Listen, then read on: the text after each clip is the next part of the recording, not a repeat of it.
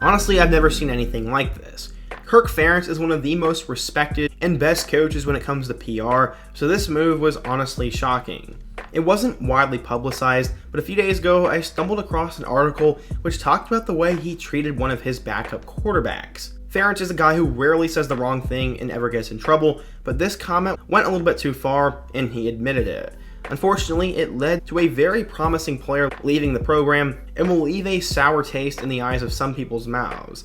In today's video, I want to quickly talk about a certain situation in which a coach trashed a player, what actually went on in this situation, my thoughts, and what's going to happen in the future. But right before we get into it, nearly 75% of you guys are not subscribed to the channel, and we can do better than that, so quickly be sure to hit that subscribe button, smash that like button for the algorithm, and turn on post notifications so you never miss when I upload.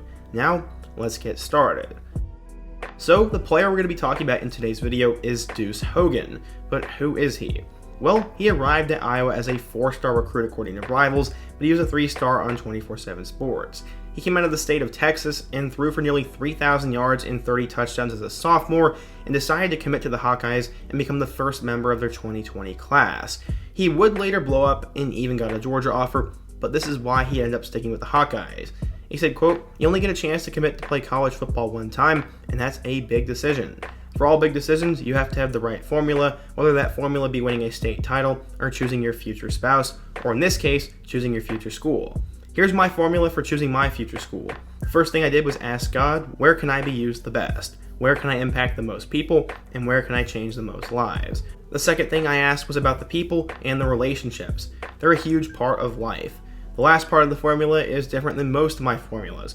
It was whether or not I could throw a football. That formula is why I'm going to be committing to play football for the University of Iowa. Go Hawks." Sorry that quote was a little bit long, but it kind of plays into what I have to say later. He arrived as a fan favorite for the Hawkeyes and came with a considerable amount of hype too, because it's not every day that Iowa signs big 4-star players. He didn't have quite the impact many thought in his first 2 years though. He only saw action in one game. He redshirted last year and would appear in this year's game against Maryland, where he did complete one pass attempt. He finished his Iowa career with a perfect completion percentage and 2 yards passing. Because he only played in one game though, he started to see the writing on the wall. Both true freshman Joey Labus and their signee Carson May seemed to be in better position than he was, so Deuce was going to find his way out. Then the nail in the coffin would happen. In a press conference, Kirk Ferentz made a comment on the quarterback room after both Spencer Petras and Alex Padilla were both battling the flu.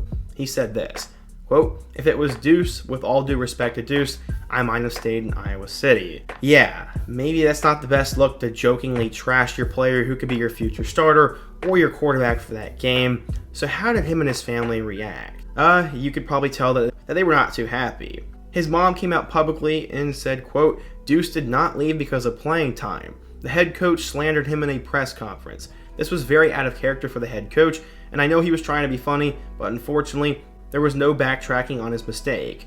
He has since apologized to Deuce, the team, and the media, but Deuce cannot play for him, and everyone in the facility understands why."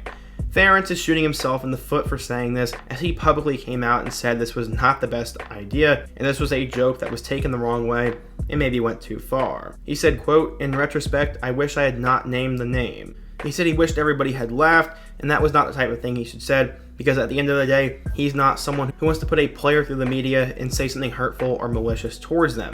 He said, quote, "To me, it's not appropriate, and I did share that with the team on Sunday, which was my exact point, and I wanted to make sure I understood that if I have an issue with any player, we will have a private visit. That's where that will be, because I don't like to air that kind of stuff out in public. It was by no means that way, but in retrospect, I wish I hadn't said it, quite frankly." So yeah, Ferentz knows he made a mistake and definitely should not have said that publicly, and honestly, I don't even see any upside in that. The joke wasn't even funny to begin with, and to say that you don't trust your quarterback in front of everyone is definitely not a confidence booster to him by any means. Hogan was a fan favorite player, and he entered the portal a couple weeks ago, and I really do hope he finds a school that suits him best.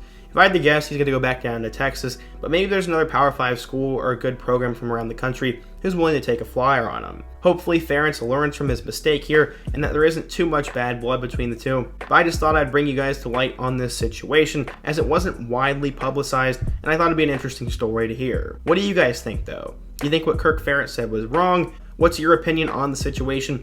And what's another crazy storyline or topic I could talk about in my next video?